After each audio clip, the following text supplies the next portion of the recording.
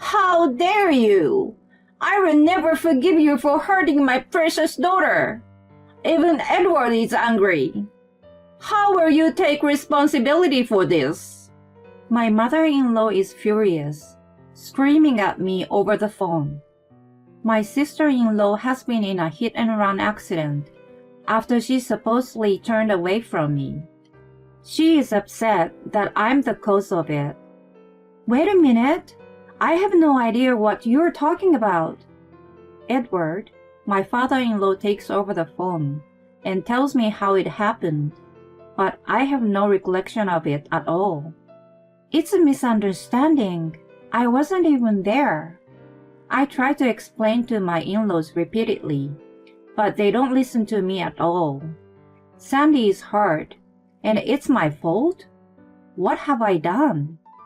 I don't know what to do, so I ask my husband for help. He then says, "Oh, that day." I'm stunned to hear his story. I'm still unaware at this point that there is horrifying truth hidden in this accident. My name is Emily, 29 years old. I married my husband Mark 2 years ago, and we've been living together, just the two of us. We were classmates at the same university. We became friends through studying and hanging out together. After graduating, we went to work at different companies, but we were close enough to meet up regularly on weekends. We started dating when I was 26, and 6 months later, we got engaged. I was thrilled to get married to him. Now that we are married, what are you going to do about your job? I will keep working. We need to make sure we have enough money for our future baby. I could have been a housewife since I enjoyed keeping the house in order, but I chose to work instead, thinking about our future. However, when the busy season came and I had to work late every day, we began to clash over the housework. Even though Mark came home first, he ignored responsibility for chores and spent his time watching TV. I had expected him to be more productive at home, since we both had full-time jobs. If you got home before me, why don't you take care of the house? I've been exhausted from the busy season, so let's help out each other out here. I know you're busy, but you know my nature, right? I can clean up after myself, and I'm not suited for housework. I'm actually making more money than you, so it's okay for me to laze around at home, right? It's your decision to keep working anyway. I didn't agree on sharing the chores. He did make a better income than me, indeed. I admired and respected him for that, but I was getting fed up with him for pushing all the chores on me without the slightest cooperation from him. He had a younger sister, Sandy, who was married with a 1-year-old child. My in-laws lived a half-hour drive from us, but she lived about a 15-minute walk away, so we often saw each other. "Hi, Sandy. Your kid is really cute. I know it must be tough raising a child, but if you need anything, you can always count on me." "Thank you. I hope you have a baby soon, too." I took time out of my busy schedule to learn about child education so that I could put it into practice as soon as I had one. I felt like I could get through my stress better by thinking about my bright future. One day, however, something unexpected happened. While I was at work, I received a call from Alice, my mother-in-law. "Sandy was in a hit and run last night around 10 p.m. "No way! Really? How is she now?" I could not hide my shock and hope that she was all right. What Alice said next was outrageous. "How dare you pretend like you don't know? She was injured because of you. Even Edward is furious that you hurt her. How are you going to take responsibility for this?" She was upset that I was the cause of the accident. "Excuse me? What are you talking about?" "Don't play dumb with me. Edward told me exactly what happened." I couldn't understand what she was talking about. Edward took over the phone and explained to me what had happened. According to him, it started with Sandy's husband getting wasted at home. He started ranting and raving about the child's cry, and even went so far as to throw things around. Sensing that she was in danger, Sandy took the child and came to my house for refuge, but I turned her away. She was in despair and was on the way back home when she was hit by a moped. She suffered a broken leg, but both of them avoided life-threatening injuries. I was relieved to hear that. There was one thing that bothered me though. I was not at home around 10 p.m. the night before, but I supposedly turned her away. I was still working at my office around that time, so I didn't see her in the first place. It makes no sense what you are saying. Can anyone confirm your alibi? Well, I really don't know anything, believe me. I tried my best to explain the misunderstanding, but my in-laws didn't listen to me. They were angry and hung up on me. I had no recollection of what they had said, but one thing was certain. Mark must have been home last night around that time. Let's ask him. Maybe he can tell me what happened. Assuming that he was somehow involved, I decided to tell him about the call and question him. I left work early and returned home in the early evening. He came back later that night. I'm back. I'm so tired. Honey, can you make dinner fast? I'm starving. Hey, hon. How was your day? I want to ask you something before dinner, okay? Yeah, what's up? Did Sandy come over last night around 10 p.m.? Yes, she did. So it was true that she showed up at our house. She must have been running with her kid in tow, 'cause she was out of breath. And did you let them in? No, I didn't. The TV show was just getting better. I was speechless at his selfish reason for not letting them in. What kind of excuse is that?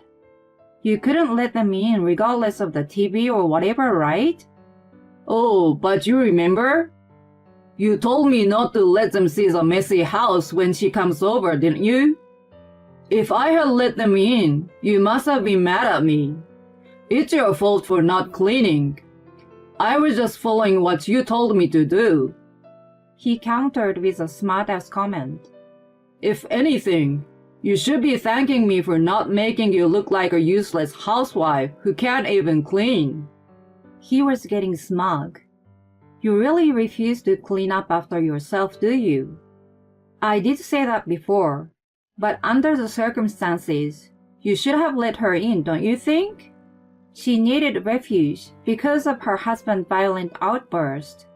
You turned her away, and then she got into an accident. You may not be directly responsible, but you're at least a little bit at fault. I blamed him, but he showed no sign of remorse. You were just being nice when you told her to count on you for anything, right? The moped that ran over her was at fault anyway. It was her fault too for walking around aimlessly at night. I just refused to let her in. I don't see why I should be blamed for it. Most importantly, she survived, so let's not talk about it anymore. He ended the conversation forcefully with a snicker and went out to get something at a deli. I noticed that there was a discrepancy between what he said and what my in-laws had told me. I immediately called my in-laws and explained everything he said. Mark just told me about last night. It seems that he was the only one at home and turned Sandy away. I guess this proves that I was not at home, right? Can you still say it was my fault? I thought it was enough to clear my name, but Edward insisted. How can I believe such a thing? You're such a coward. You're just trying to get away by blaming Mark. He still blamed me and didn't want to hear any of my argument after that. I assumed he didn't want to believe that his son was at fault for hurting another beloved family member. I got it, but I could not just back down. 3 days later, I went to my in-laws' house. I was determined to prove that I was not at home that night and that I was nothing but innocent. After explaining the situation to my supervisor, I got my time card and a still image of me working in the office at the time of the accident. I had enough proof. When I arrived at their house, I explained the reason for my visit.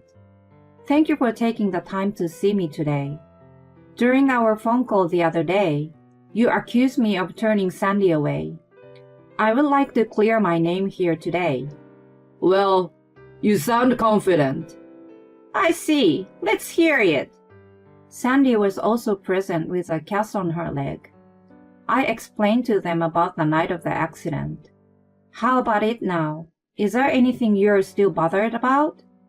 Then Sandy said, I was sure that you're at home. I was perplexed to see her, truly looking confused. Well, I didn't really see you, but I heard a woman humming in the bathroom. Mark went to ask you if we could come in.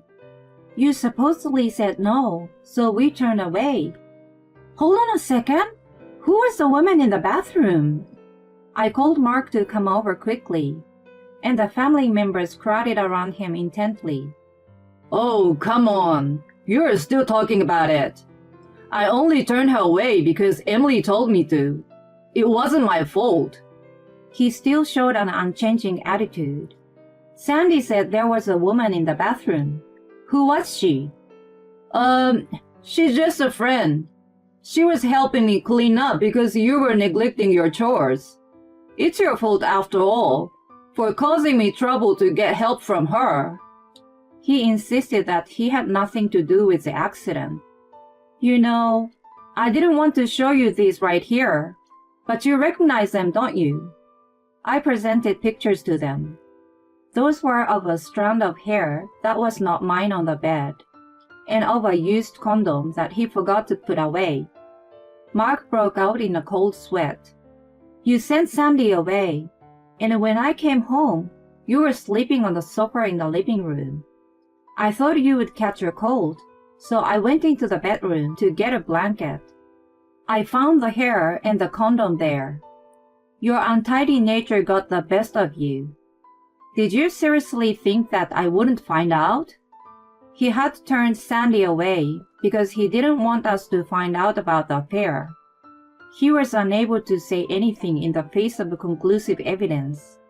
Apparently, he had been seeing his adulteress every day, taking advantage of the fact that I had been working overtime. He brought her home for the first time that night because he was running out of money before payday. While everyone was in an uproar over his affair, I received a call. I asked one of our neighbors who had a surveillance camera to check the footage of the time Sandy came over. It showed that a short time after Sandy left, a moped came out of my driveway at a great speed. Wait!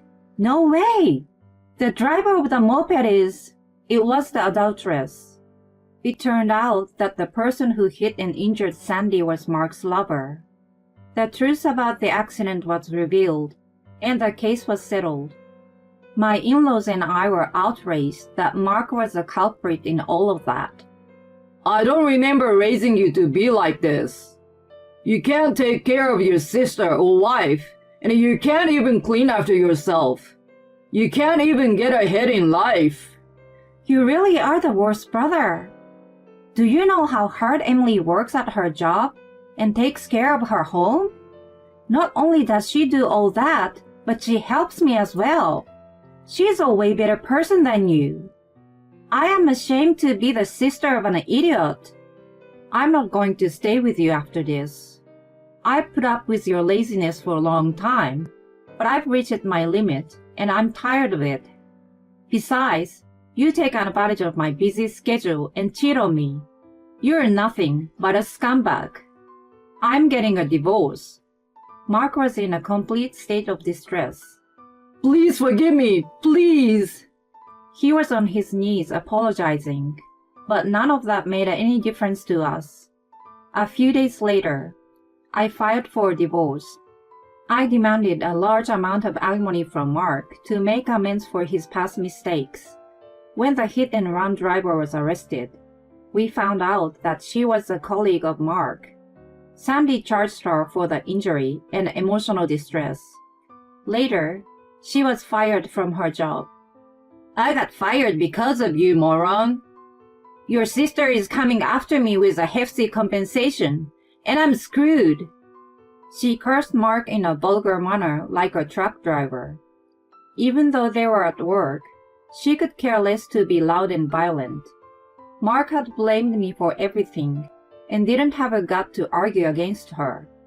Then, he became uncomfortable at work and left the company voluntarily.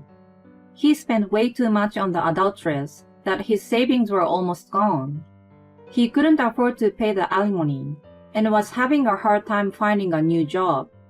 He works part-time jobs to pay the rest of the alimony, while living in a dodgy apartment now. My in-laws visited me after everything was settled. We are very sorry for doubting you and making rude remarks about you. I sincerely apologize. I am sorry too for having spoken so harshly to you. I know the affair of my son came as a shock to you as well. Please let bygones be bygones. I know that my brother has deeply hurt you, and that I myself doubted you a little. I'm really sorry. And thank you for finding the real culprit for me. They apologized profusely for doubting me and for the affair. By the way, Sandy and her husband are also getting a divorce due to his drinking problem. She and her child are now living with her parents. I'm still on good terms with my ex-in-laws. Mark blamed others for all of his mistakes, which came back to hurt him later on. I should honestly admit my mistakes and live my life with pride so that I can move on to the next chapter.